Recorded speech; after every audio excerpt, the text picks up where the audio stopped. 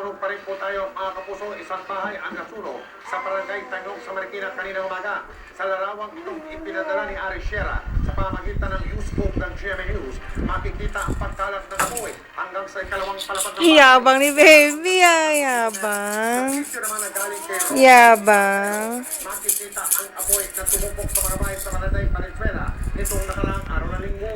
Pansamantalang nanunuluyan ang daang pamilyang nasunugan sa isang ball sport sa lugar na yon. Katulad nila, pwede rin kayong magpadala ng mga video o larawan ng mahalagang mga balita.